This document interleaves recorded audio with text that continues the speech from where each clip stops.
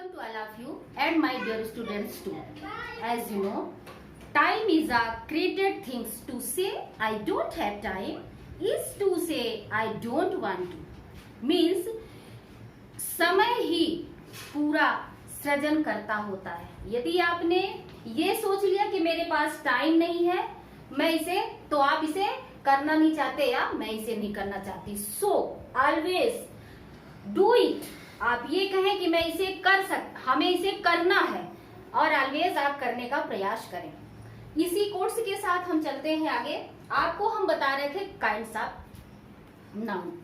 तो kinds of noun में हमने आपको दो पार्ट इसके बता दिए हैं. अब हम आगे चलते हैं कलेक्टिव नाउन में. तो कलेक्टिव नाउन, कलेक्टिव का मतलब होता है कलेक्ट से. कलेक्ट यानी संग्रह करना, एकत्रीकरण. तो कलेक्ट से ही हमारा इसका अर्थ सामने आ रहा है. तो हम चलते हैं इसका डेफिनेशन का एक्सप्लेनेशन करने. तो a collective noun is a word used to name a group of people, things and animals. Collective noun वह चीज होता है जो व्यक्तियों का, वस्तुओं का और एनिमल्स का संबोधन किसी एक ग्रुप के, उस ग्रुप का नाम ले लेने से, उसका एक नाम ले लेने से उसके सारे ग्रुप का यदि हमें ज्ञान हो जाता है, हमें नॉलेज हो जाता है, तो उसे कलेक्टिव नाउन के अंतर्गत रखते हैं. तो जैसा हम कहाँ रहते हैं, सभी हम लोग रहते हैं फैमिली में. तो यदि हमने फैमिली में कहा फैमिली, तो फैमिली एक किसी फैमिली में एक या दो से अधिक ही सदस्य होते हैं तो एक ग्रुप हो गया. आर्मी हो गई हमारी सेनाएं होंगी, आर्मी ऑफ सोल्जर्स, ये सब. तो ये हो गए. हम जहां पढ़ते हैं बच्चे हमारे होते हैं, क्लास हो गया, बैच हो गया. वस्तुओं में जाए तो बंच हो गए, बंडल हो गए, बंडल ETC. तो ये हमारा हुआ आपको समझाने के लिए कि ये हमारे ऐसे वर्ड्स जिनका नाम ले लेने से वह उसके पूरे ग्रुप का बोध होता है, उसे कलेक्टिव नाउन कहते हैं. अब इसको हम जनरली यूज कैसे करते हैं वो चीज हम बताएंगे. तो जनरली यूज के लिए हम एनिमल्स के लिए कुछ ऐसे वर्ड्स यूज करते हैं, ऐसे फ्रेजेस के रूप में यूज करते हैं, जैसे अ पैक ऑफ डॉग्स, कुत्तों का समूह, a swarm of bees और बटरफ्लाइज. यानी कि मधुमक्खियां जो होती हैं, मधुमक्खियों का जो झुंड होता है, वो जाती रहती है, वो हो गया. a school of fish, मछलियों का झुंड. a team of horses, यानी कि घोड़ों का झुंड.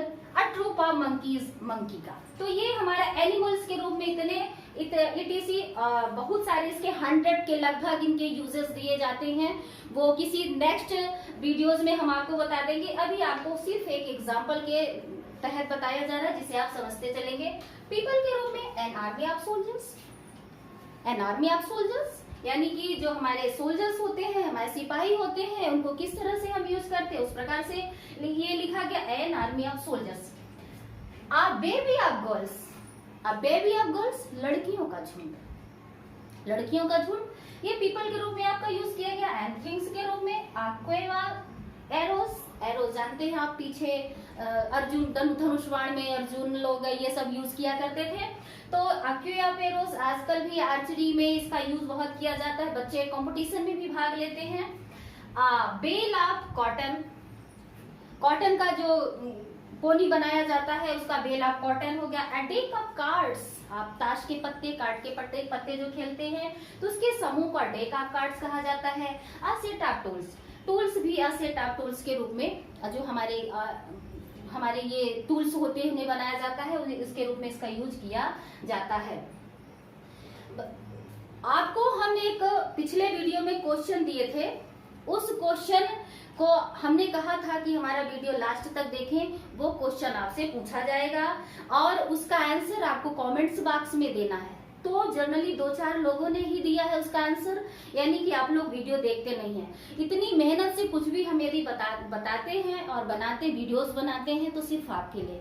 It is important for you, not for me. तो इसको आप ध्यान पूर्वक देखा करिए, पढ़ा करिए। चलो मैंने आपको बताया, आपको समझ में आ गया होगा। अब मैं आपको ये बताना चाहूंगी कि इसका यूज सेंटेंसेस में कैसे किया जाता है। How to use collective noun in sentences. तो सेंटेंसेस में यूज करने के लिए सबसे पहले हम आपको एक स्ट्रक्चर देते हैं। उस स्ट्रक्चर में हमारा सबसे पहले एग्जाम्पल के अनुसार ही चलेंगे हम। तो उसमें पहले ए, फिर प्लस कलेक्टिव वर्ड जो भी हमारा होगा, यानी कि ग्रुप वाला वर्ड, फिर ऑफ लगाएंगे, फिर नाउन रखेंगे और नाउन का हम प्लूरल फॉर्म रखेंगे, फिर other words. As a gaggle of geese is flying in the sky. Okay, तो अ गेगल यहाँ से आपने देखा होगा कि a gaggle of geese is flying in the sky. अब यहाँ पे आप सोचेंगे कि इसका प्रयोग क्यों किया गया है जब यह हंसों का पूरा झुंड है। तो आपको ध्यान ये देना है कि यहाँ पे किसी भी वर्ड का जब हम कलेक्टिव के रूप में यूज करते हैं तो उसके पहले कोई न कोई आर्टिकल हम जरूर लगाते हैं। तो इसमें हमारा आर्टिकल लगा है अ गेगल ऑफ गीज, यानी हंसों का एक झुंड। हंसों का एक झुंड, ये किसको डिस्क्राइब कर रहा है? एक झुंड को, इसलिए यहाँ पर हमने इसका यूज किया है। नेक्स्ट इसी तरह से आपका a troop of monkeys is jumping. अब यहाँ पे मंकीज लगा है तो आप सोचेंगे इसमें क्या लगेगा? Is oblique are. तो आपके यदि कंपटीशन एग्जाम में आया तो आपने क्या किया कि यहाँ पे इस वर्ड्स को देखा, आपने इस पूरे सेंटेंस को, इस पूरे वर्ड को, इस फ्रेजेस को आपने देखा ही नहीं, तो आपने क्या कर दिया? Are. But it is wrong. इसका सही आंसर होगा इज। तो आपको इसके सेंस पे जाना है कि किसी का ग्रुप बतलाने के लिए हमें उसके पूरे, उसमें आर्टिकल क्या लगा हुआ है, उसमें से ये मंकीज यानी ट्रूप ऑफ मंकीज यानी बंदरों का पूरा समूह है। तो एक समूह, एक बंदर मतलब बंदरों का एक समूह, इसलिए यहाँ पे इसका यूज किया गया। A school of fish is swimming in the river, यानी कि फिश। ये भी आप देखेंगे, फिश का जानते हैं कि फिश का प्लूरल फिश ही होता है, लेकिन जब किसी भी मछली का, एक मछली के किसी एक जाति का जब बोध कराना होता है तो उसके नाम को इंडिकेट किया जाता है, तो वो चीज रहता है। लेकिन फिश से हम दिखाएंगे A school of fish is swimming the river in the river। Okay, तो आ स्कूल ऑफ फिश यानी कि मछलियों का एक झुंड नदी में तैर रहा है। तो अब आपको समझ में आ गया होगा कि कलेक्टिव नाउन का सेंटेंसेस में कैसे यूज किया जाता है। हमेशा याद रखेंगे कि कलेक्टिव नाउन के पहले जो है, कलेक्टिव नाउन हमेशा सिंगुलर फॉर्म में होती है, इसलिए सिंगुलर फॉर्म में होने के कारण इसका जो है तो इज का प्रयोग किया जाता है। कुछ वर्ड्स ऐसे हैं जो प्लूरल फॉर्म में भी प्रयोग किए जाते हैं, वो आपको हम बताना चाहेंगे। तो वो वर्ड्स हैं हमारे पुलिस, वो हो गया हमारा पुलिस। पुलिस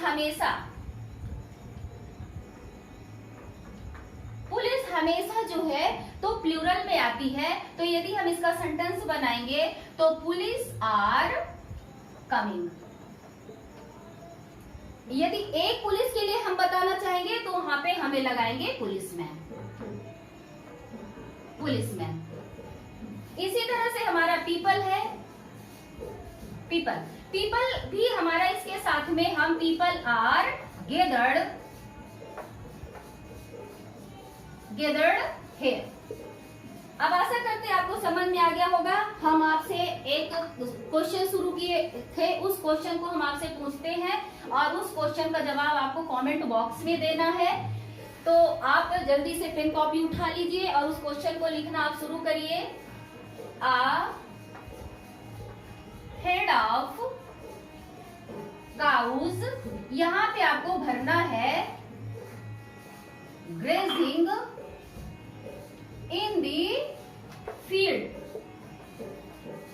अब इसमें आपको फिलअप करना है इज अथवा आर। सिर्फ एक का आंसर आपको देना है, इसको आपको हमारे कमेंट्स बॉक्स में देना है और सभी बच्चे देखें, सभी पढ़ें, सभी इसका आंसर दें और जो भी ना समझ में हमको बताएं। Thank you for watching my video. आशा करती हूँ कि लगातार आप हमारा वीडियो देखते रहेंगे।